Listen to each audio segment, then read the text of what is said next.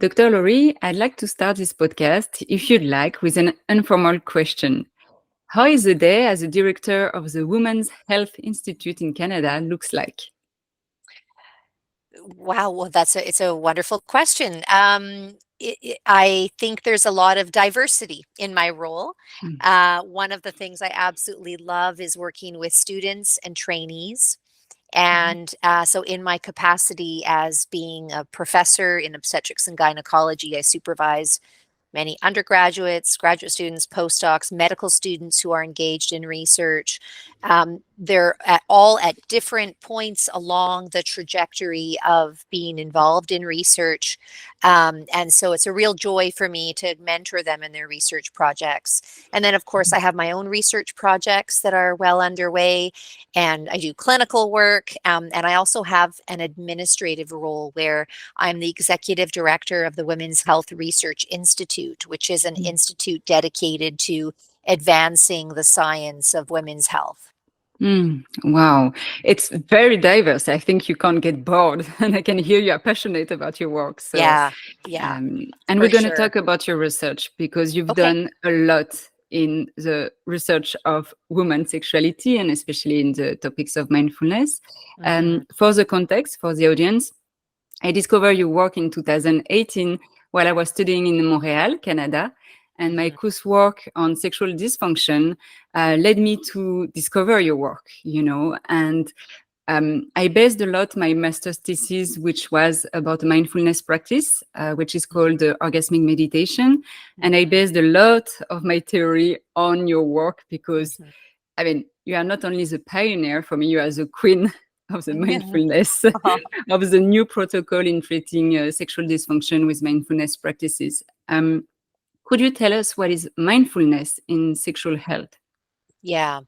So let's start with mindfulness, and then we'll talk about mindfulness and sexual health. So, mindfulness really refers to present moment, non judgmental awareness, and it derives from meditation. Meditation, of course, has been around for 3 to 4,000 years.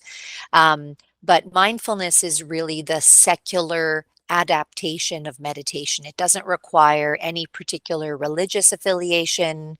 And the instructions are really quite simplified. It is about noticing what arises in the present moment and doing so non judgmentally. So, when we take that definition of mindfulness and apply it now to sexuality, it is about mindfully noticing whatever arises either during sexual activity, during imagined sexual activity, during a feeling of maybe sexual excitement or pleasure, and observing everything that arises just as it is, without judgment and with lots of compassion. And my view is that this is especially important to apply to sexual health because it is an area where a lot of people are plagued with judgments and worries and catastrophizing and imagining what's going to happen and not in a good way. So it in my mind, it really is the ideal place to bring this skill of present moment non-judgmental awareness to. Present moment with no judgment. And it's true in one of your study, you were showing that women generally associate like their sexual responses with negative emotion, which can then be responsible for certain sexual disorders. And we're going to talk more about this as well, because it's important for the people to understand how they can apply mindfulness in their daily life, but Yeah. mostly here in their Yeah. intimacy life. And I will have a few questions for you, Okay. um, but deeper, because you are, as a researcher, like you've conducted a lot of studies on mindfulness and how mindfulness can benefit women. So, what are some key findings from your research on how mindfulness practices benefit women experiencing sexual difficulties? What are the things you really find through your Yeah. research?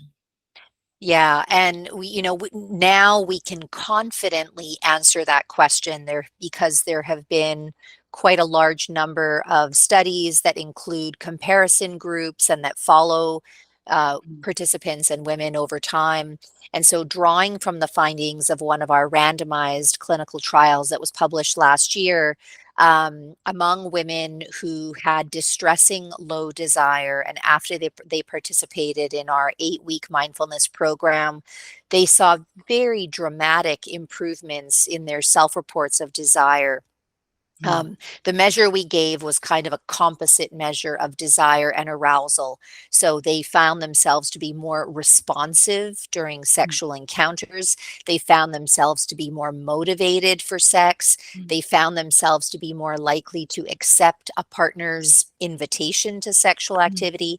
And this improvement was sustained a year later. So, a year after they completed our 8 weeks, we reassessed everyone and asked them, "Are you still practicing the mindfulness?" And then re-administered all the same measures. And those improvements in desire were maintained. The other place where we see quite a dramatic improvement is in sexual distress. So, Mm. sexual distress is how much do these issues bother you? And often it's distress that leads a person to seek treatment for their sexual concern. So, just like desire, we saw very significant improvements in distress that were maintained a year later. So, those are kind of the two key things that we're measuring. Of course, we're measuring a whole host of other outcomes like rumination and depression Mm. and quality of life and relationship satisfaction. And for the most part, across the board, we saw improvements in all of those secondary domains as well. Wow. I mean, people who are listening may be like, wow, in 8 weeks, I can see some improvement. Like, first, why 8 weeks? Is, for example, we do it for 1 week or 2 weeks. Is it different? Mhm. Yeah.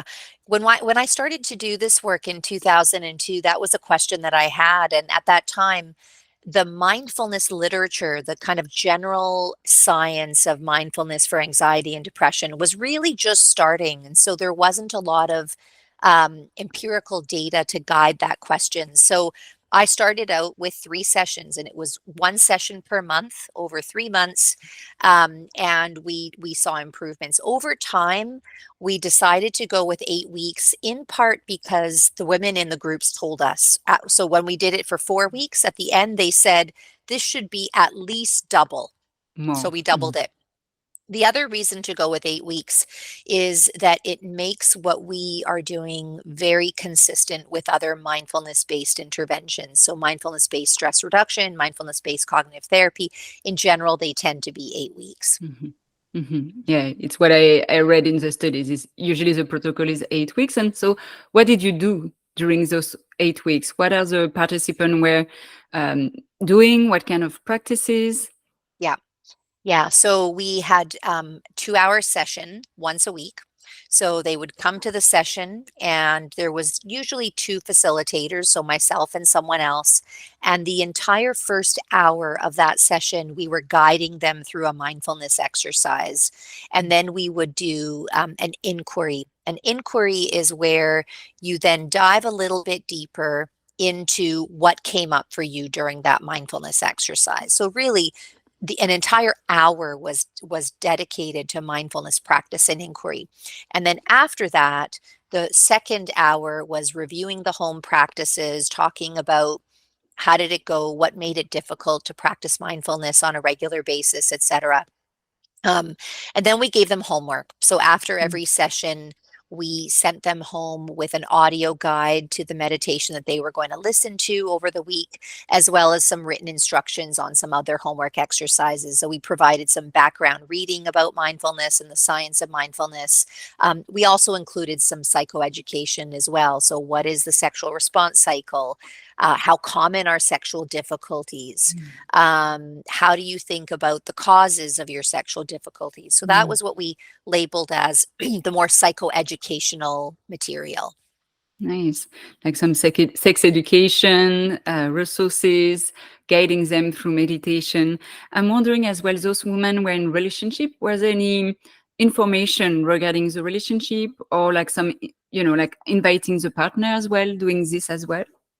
Yeah, so in this last randomized trial that I mentioned to you, about 2/3 were in relationships. It wasn't a Mm. requirement that women be in a relationship because most of what we asked them to do, they were doing on their own. But for those who were in relationships, number one, we asked them to share whatever they felt comfortable sharing with a partner, right? So that they could Mhm. talk about it at home. And then we also included sensate focus exercises. And we introduced that at the very, very end of the 8 weeks, because again, not everyone was in a relationship, or even those who were in a relationship, not everyone felt safe or comfortable to practice and Mm. introduce sensate focus with a partner. So, um, in a separate analysis, we compared the partnered women to the unpartnered women Yes. in terms of the main outcomes of desire and distress, and there was no difference.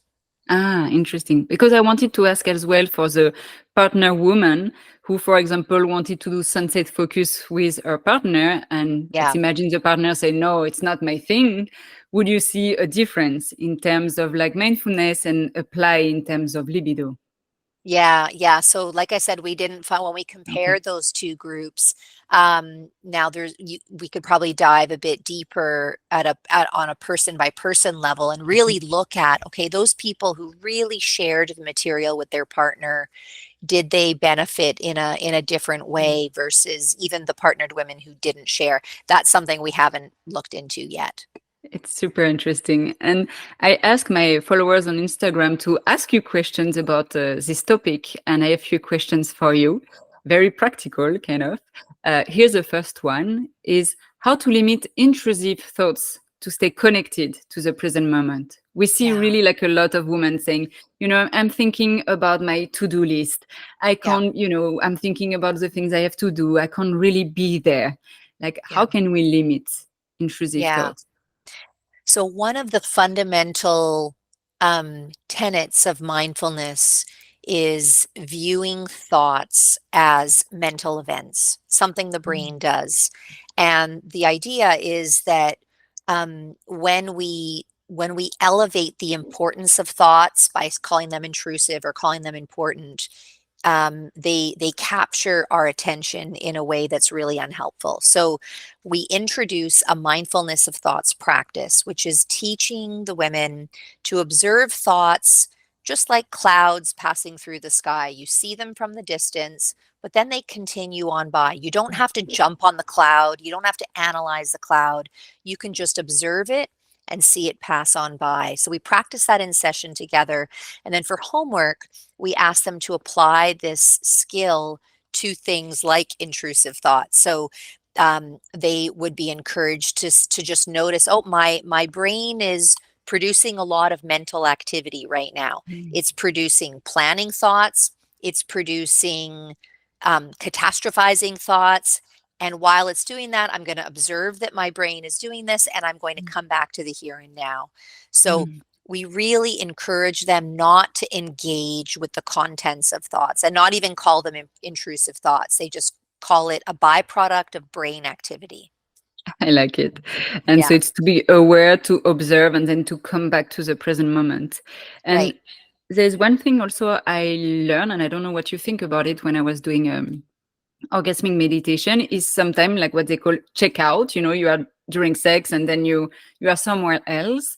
It's sometimes because the sensation that you are experiencing is uncomfortable and it's kind of like you check out. And then it's Yeah, important to come back to your body in order to adjust, in order to yeah, express, okay, I'm done with sex, or I need more lube, or I yeah, need to change the position. That's why it's also important, I think, to be present in the moment. yeah, yeah, exactly. And very similarly in mindfulness, um, we check out, right? And during sex, people will say they check out. They start thinking about one thing, and then before they knew it, they're somewhere else. And 5 minutes have gone by and they've lost touch with what's happening. And again, this is where mindfulness can be really important because as you ground yourself in physical sensations, either your Mm. internal physical sensations of arousal and excitement, as well as the physical sensations of touch that are happening between, say, you and the person you're with, or if there is another person involved, it helps ground you so that when the Mm. mind does escape or go elsewhere, you can root yourself back through physical sensations. It can be a really powerful way of when the mind escapes to bring yourself back very quickly.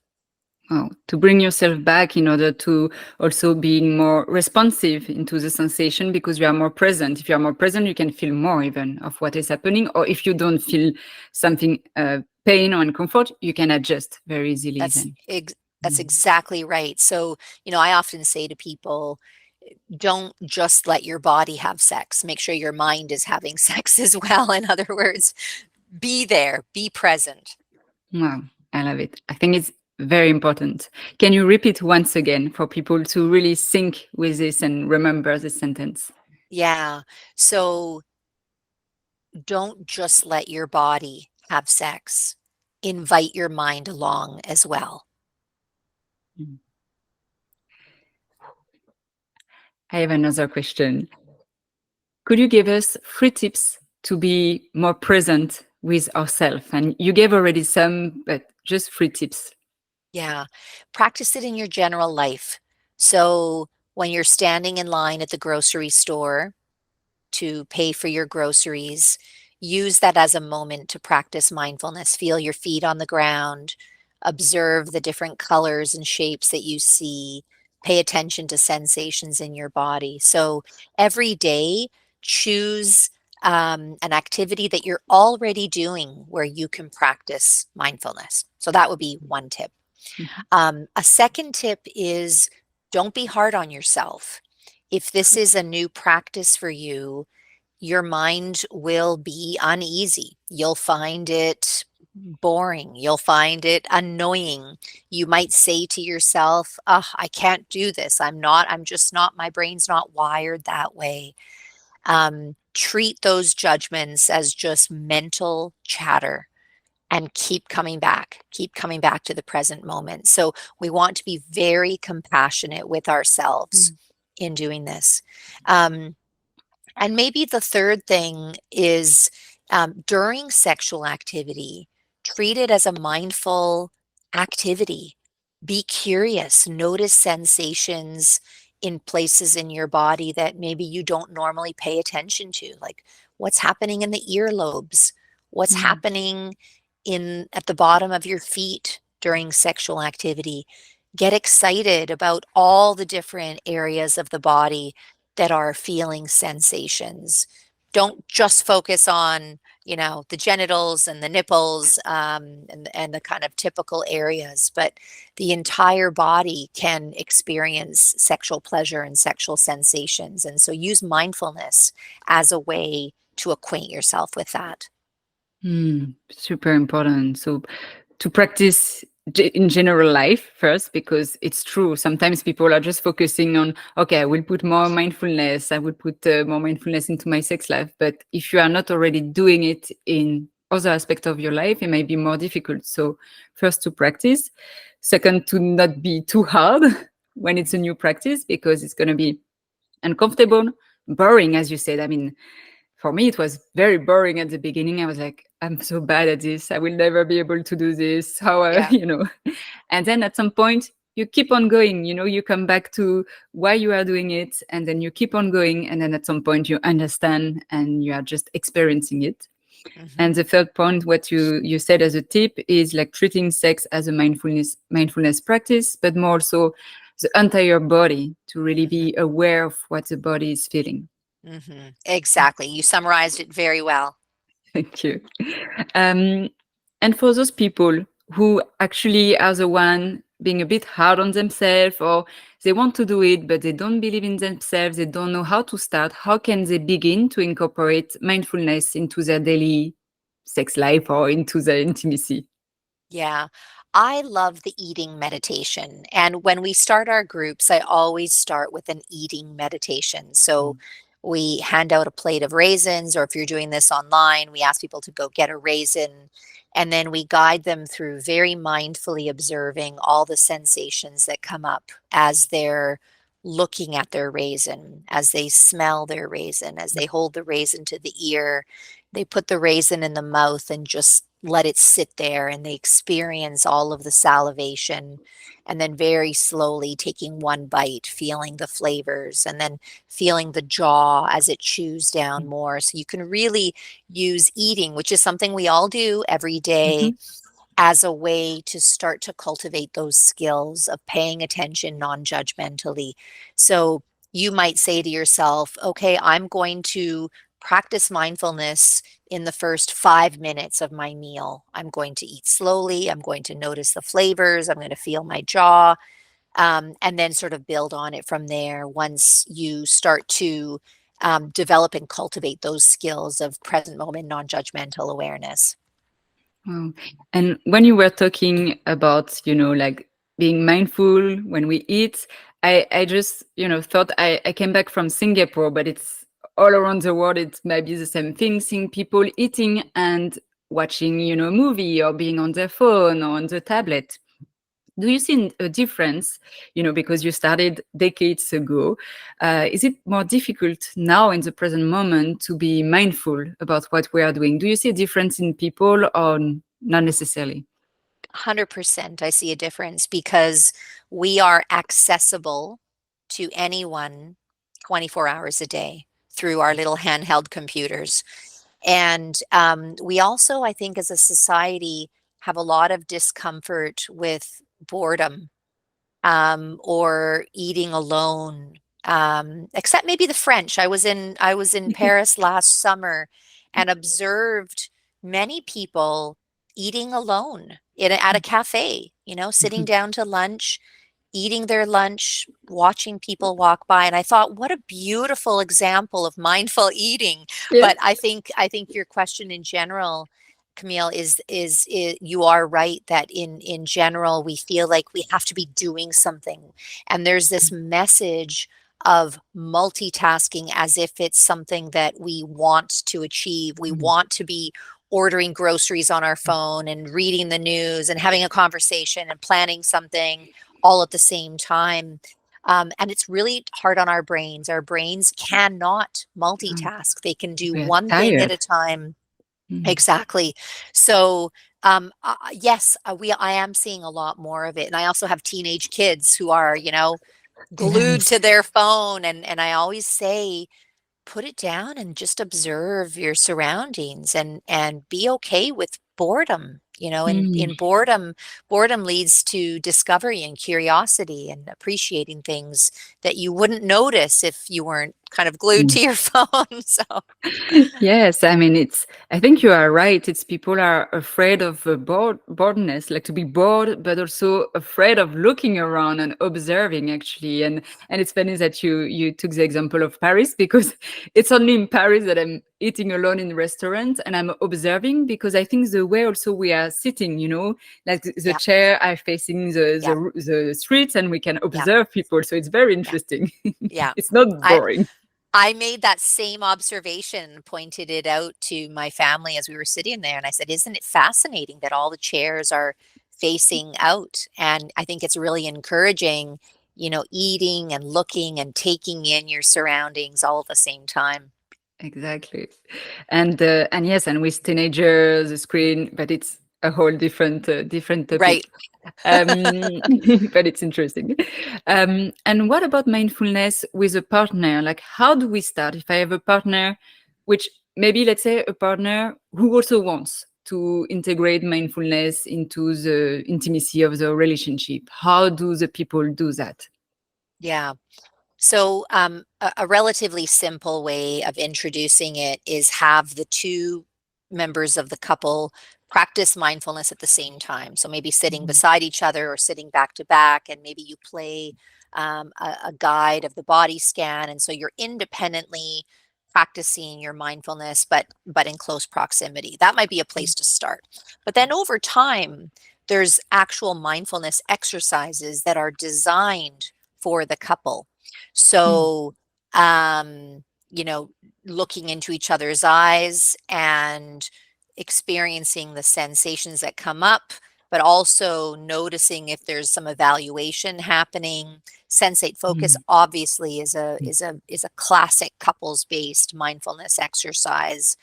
Um, so yeah, so I think there's a variety of different ways that you can incorporate a partner into practicing mindful sex. Hmm. And it's easy to find on internet or to ask some couple therapist or sexologist or even buying books, so people who are interested, they can easily also find Yeah, those resources. But then it's to put it in practice and not only once, yeah, but several times.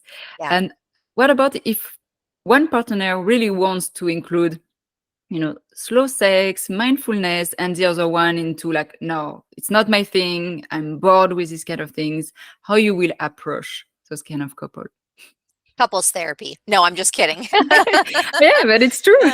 But I mean, it might point to a deeper disconnect between the couple, not just on mindfulness, but on, is there lack of synchrony on other topics as well?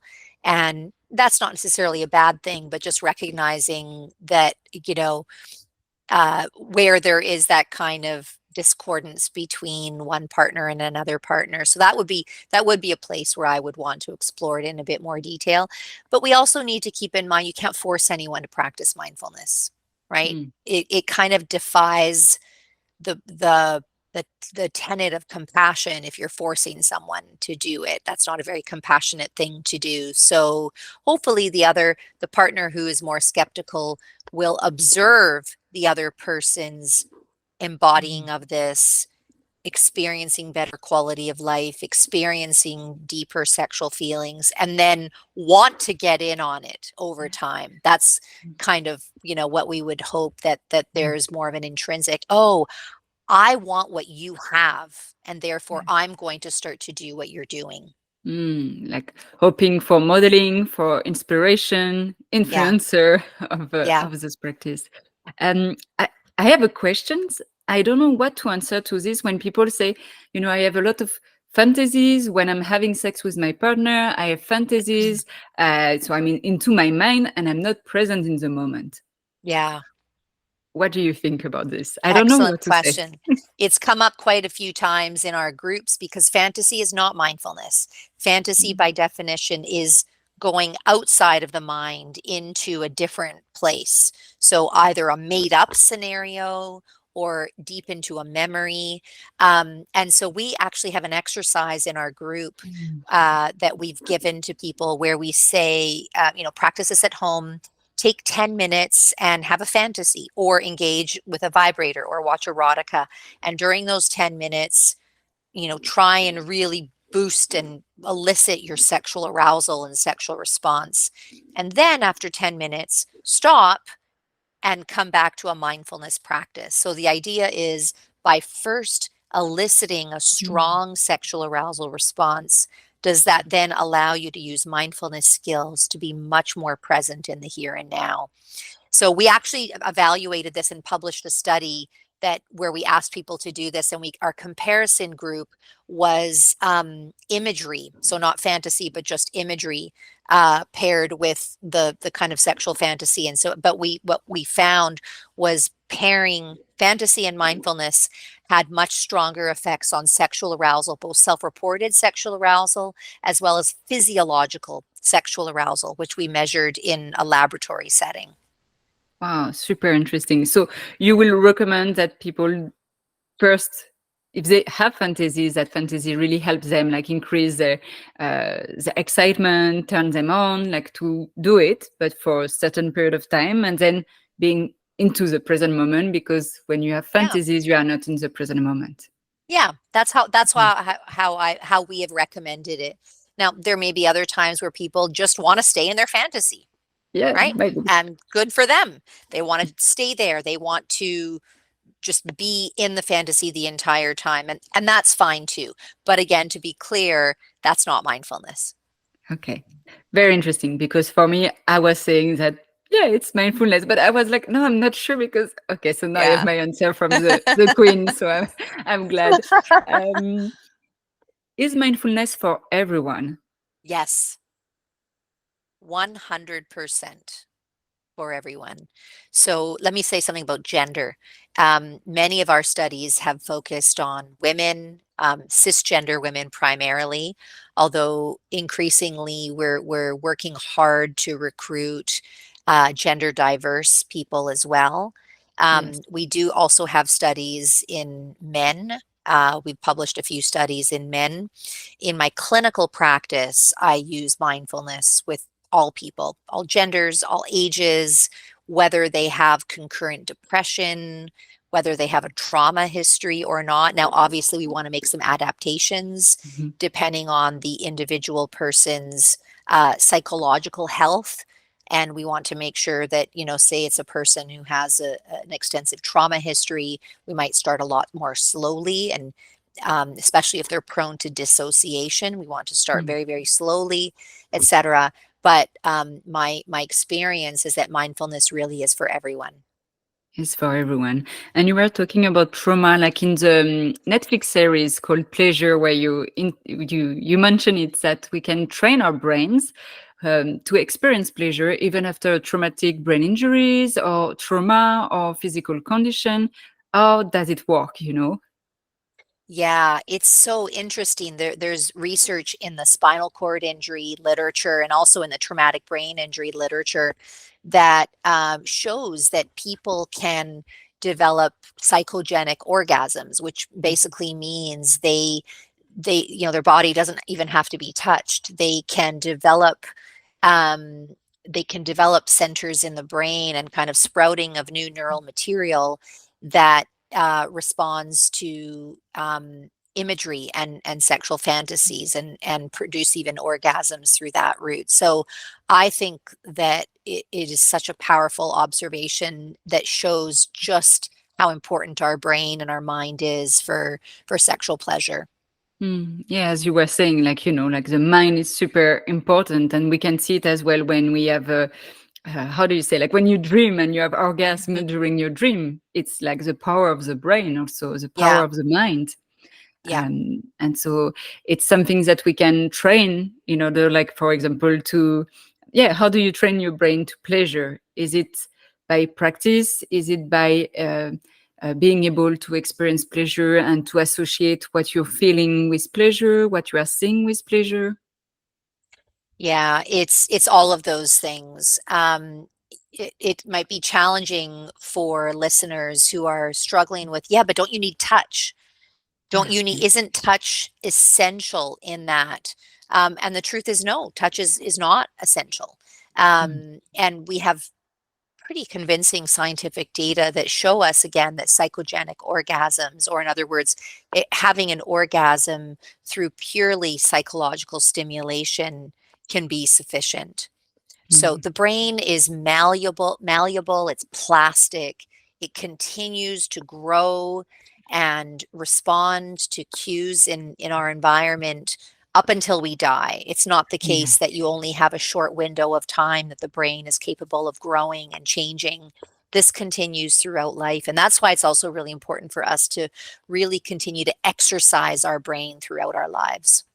A very important reminder, like the brain is a sexual organ and it needs to be practiced as well.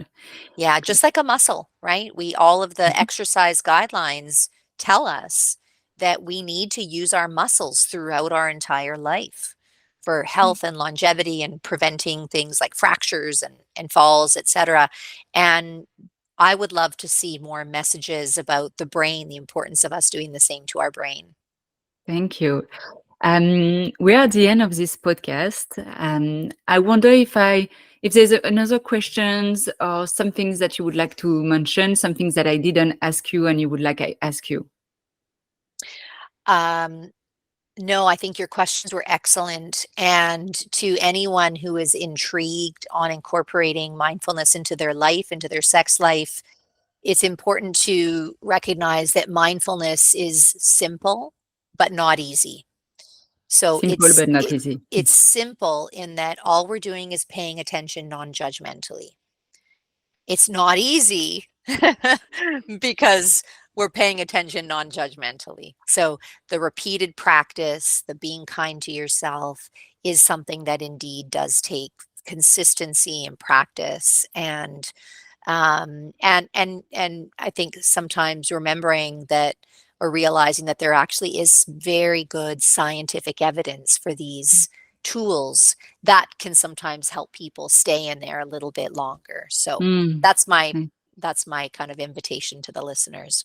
Yes, simple but not easy. And for those who are sometimes skeptical and need really rational, Mhm. evidence, then they can look at your articles, at all the research, to be guided, to have some coach, to have some supervisors that can help them through this process. Because at the end, after practices, it's simple because it's free. We can do it anywhere.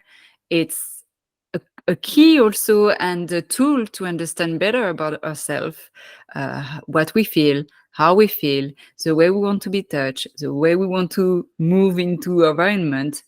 So it's simple but not easy. Mhm.